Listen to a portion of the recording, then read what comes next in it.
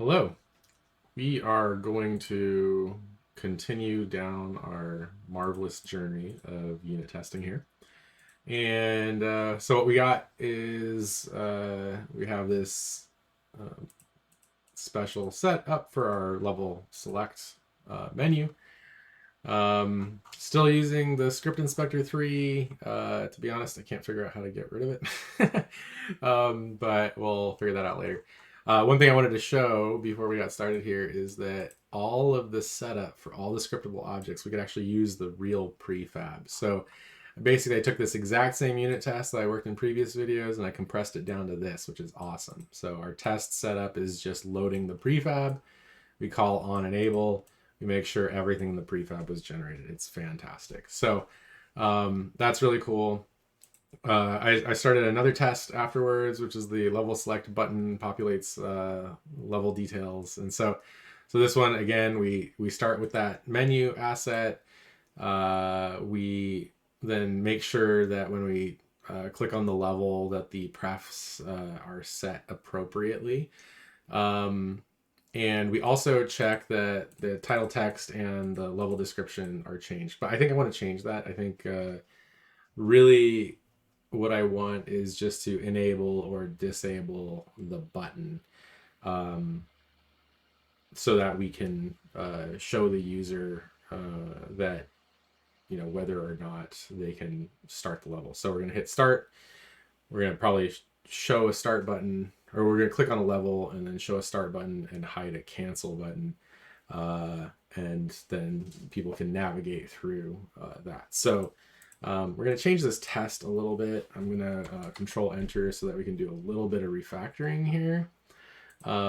Since the script inspector is really only good, I think, for making quick modifications without using the refactoring tools built into Visual Studio or Writer or whatever your favorite editor is. So I think we want to replace these asserts. I don't think we care to modify these or even have these versions of the text here. So I think we're going to do an assert our equal, and we're going to say true, and then we're going to just say level select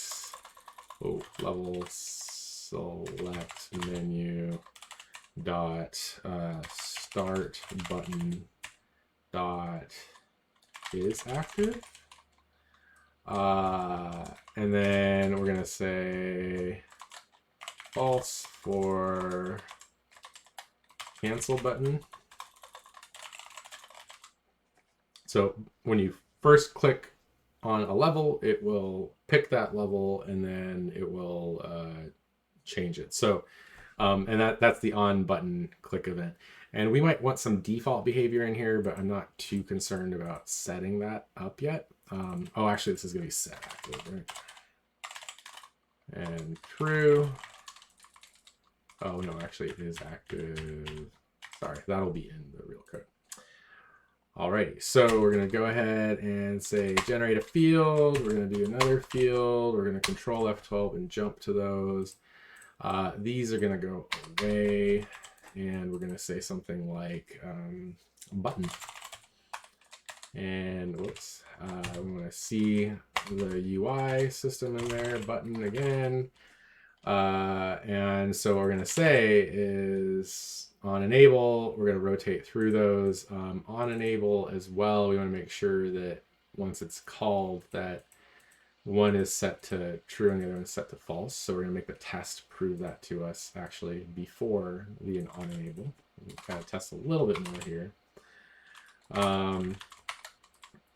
And so we're going to say false and true, right? And so, oh, whoops, yeah, we're going to do that here. So we've on enabled both of these. We haven't clicked on it yet. And we're going to click the button, and then it's going to, we're no longer going to have these assertions in here, and it's going to swap the is active for each of those and make sure that the preference was set. What that means for us is that we will be able to click on the next one, and we might even want to set active on the first child and then maybe click the other one. But test is good so far, so we're going to jump back over here and wait. That really wasn't that long. Like, why does it take so much longer sometimes than other times? So we're going to run all tests. I expect this to fail. So we're going to hit run all. And of course it does fail because there are compile errors. And here, oh yeah, so we are not going to turn these on. And they just don't exist anymore. So we're just going to come back in here. Hopefully it'll all go away. Clear. Yep. So I didn't have to go to Visual Studio Code for that. Yeah, we'll see. So run all. Boom, it blows up. There is a null reference exception. If we go to that error line, as we probably expected, start button is null, and that's on the prefab. This is what's so cool about using your actual prefab is the level setup. And we know that that menu in here currently doesn't have either button, and instead is composed of some other things that we don't need anymore. So these two can go away. We should probably just collapse the scale of this guy. So we're going to just kind of bring it in a bit. We should probably make the scrollable viewport the same size as the rest of the page, maybe. Ooh, why is it doing that? That's interesting. Where's our viewport? I would expect, because of all of the wonderful things it does. Okay, and the reason for that is because our corners are not set up properly. So we're gonna have to go back over here and hopefully, you know, this is the trouble with some of the UI stuff, is just tinkering with this. So yeah, where are we? We are looking for the level select panel, which is where? I don't know. Level select menu, here it is. All right, can we just reset this guy? Overrides, revert all.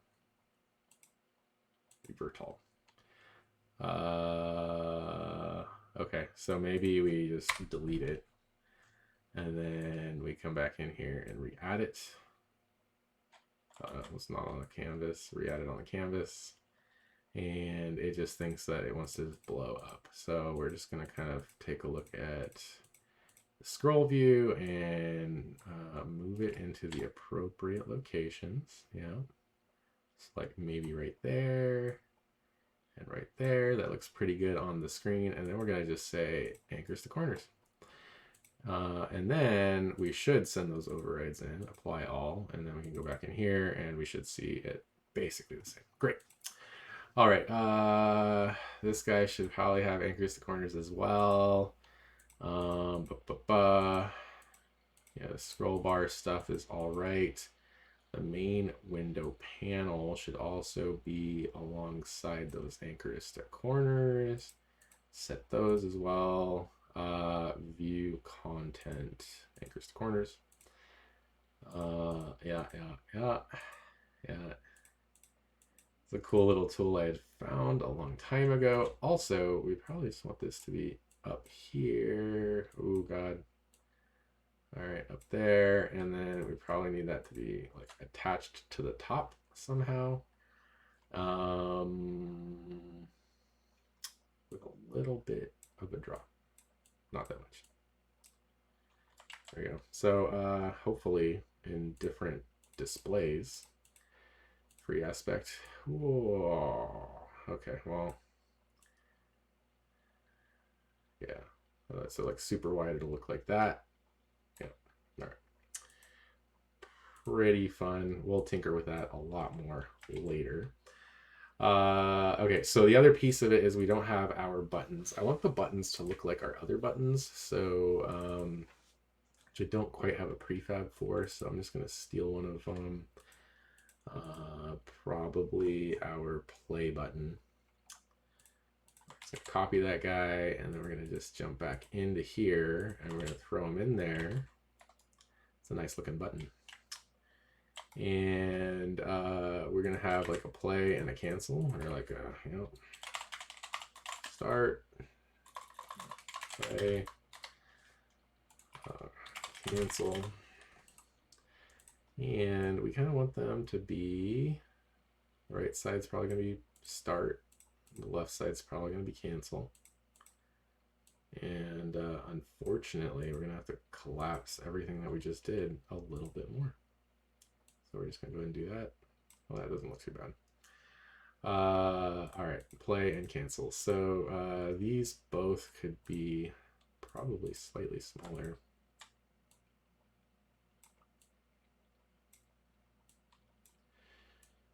And they would basically toggle back and forth. So cancel.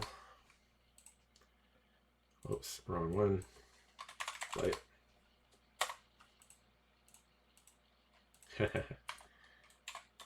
Play, cancel. Text here should be cancel. All right, that all is looking pretty darn good. Let's go ahead and just get rid of both of those. Excuse me. Hopefully that got caught by the sound absorption. Yeah, scene mismatch is what the error had. It's fascinating. Okay, so we have play and cancel. In here now, we have the start button and the cancel button. And yeah, so looks pretty good. Now we can kind of go in here. Oh, actually, we don't need to. We can just run the tests. Not play mode tests, run all. Expected false, but was true. And that's what we expected because we haven't actually, we're test driving the code. So we write the test first and then we change everything. So on enable dot set active dot game object dot set active false. And then we're going to do cancel button true. So this will let us kind of back up in the menus. And then over here, we can also do a, let's see here.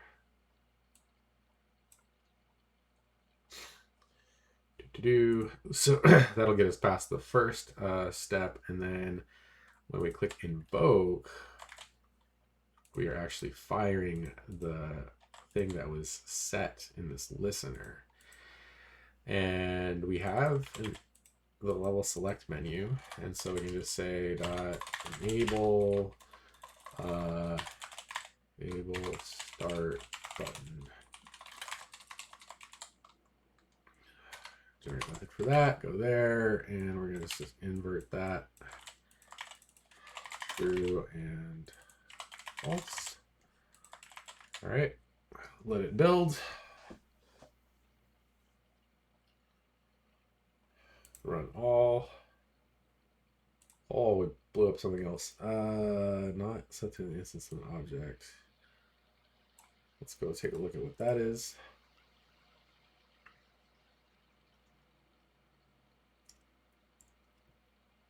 Our start button is not set. That does not make sense to me. So let's go back to the level select menu, go in here, inspector. It is there, it is there. Oh, because our level select button, there's no reference to one of those in the level select button, and that's because this test level select menu, level select item menu.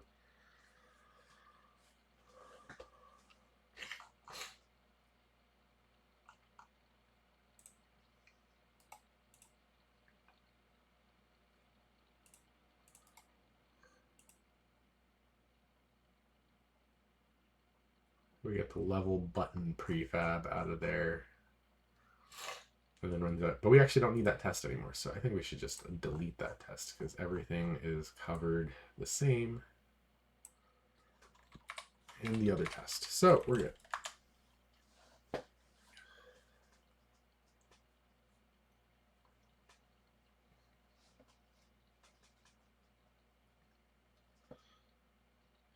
course, we gotta wait again for all the lovely delays. Perfect. All right, we're all passing again. So let's just go back in here. Level select menu, inspector. All this is set up. So let's just try running it.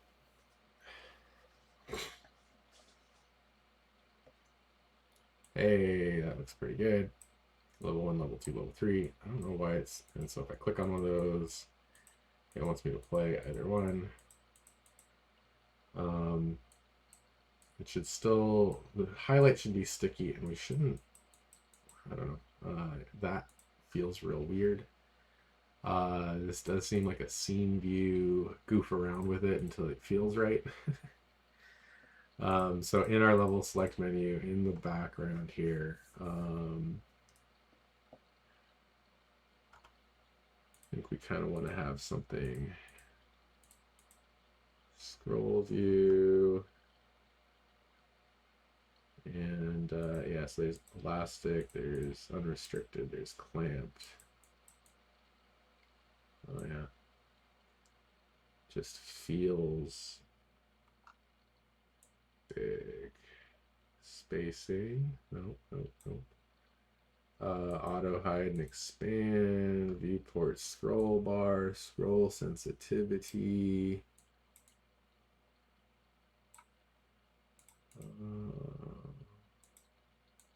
Unrestricted. It'd be like go on forever in either direction. Yeah, that sounds awful. Elastic. Still, yeah. But yeah, we don't want to scroll horizontally. Source image. So maybe the viewport inside needs to be larger. Is that a thing? Or the content needs to be larger, higher up. And then we can scroll down. Or maybe the vertical layout group needs to be 50. Oh yeah, it's not that way. And then also 50. Nope. 150. Nope, still not liking it. And that might be because it's not tall enough. Nope. Fix the corners. Anybody know how to fix this? That's crazy. All right, content. Oh yeah, content down. Okay, here we go. So we get to the top, we get to the bottom. Top, bottom. All right, so what the content is going up and down. So our content needs to be bigger and our top spacing needs to be bigger. So I'm just gonna head in here. This UI nudging is probably not something you want to unit test, I think. Just because of how much back and forth you might go through. This content panel, yeah, should basically be up to here and down to here. So just higher and lower respectively some more. And then in here, we probably just want a 50 and 50 just to make it feel better. Just gonna run that.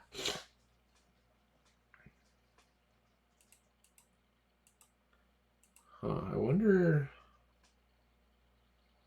what does it take to be scrolled to the top initially?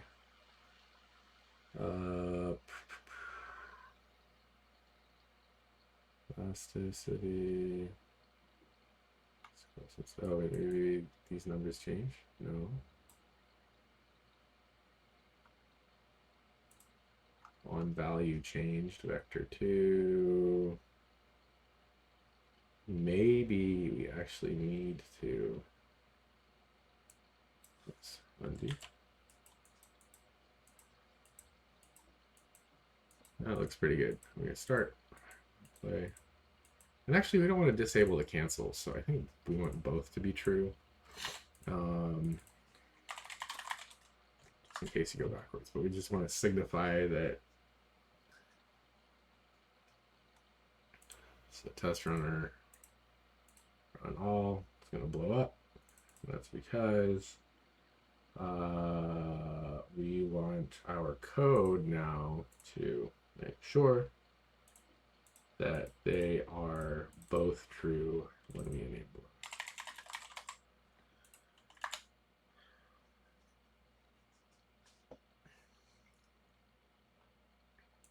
Run all tests. Bam. All right, I love it.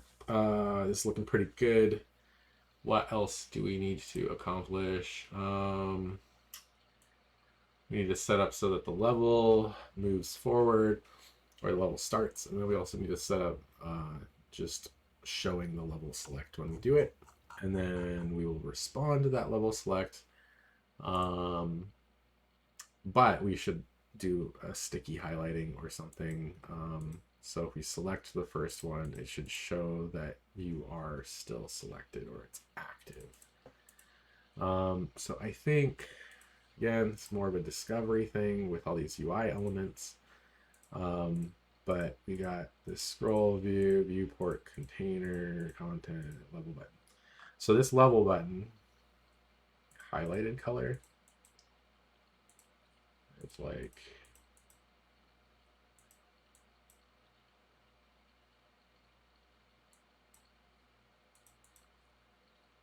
selected color.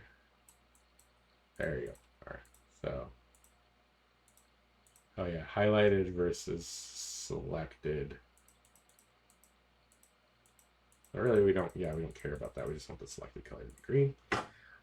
So we can do something like just modify the prefab for this selected color. Green, again, it's like a UI bit here, so we're just going to throw that in there and then save that, and this is going to probably be pretty good.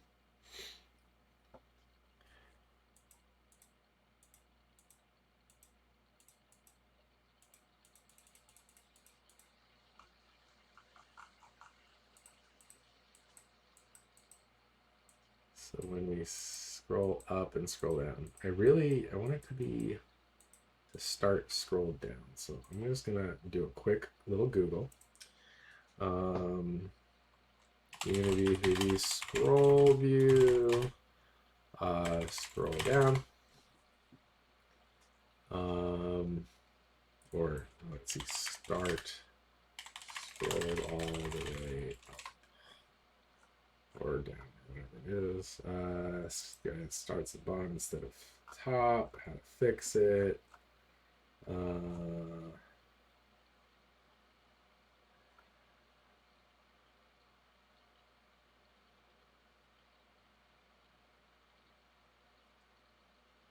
Pivot in the content. Okay, so I had to manipulate pivot of content. Fascinating. Okay, so let's take a look at that.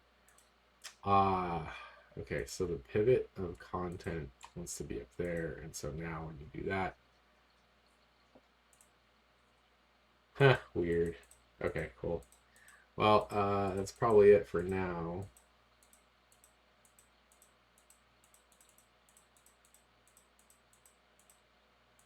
And but yeah, so we can kind of scroll up and scroll down. We can click on the one we want, and we'll be able to hit play or cancel.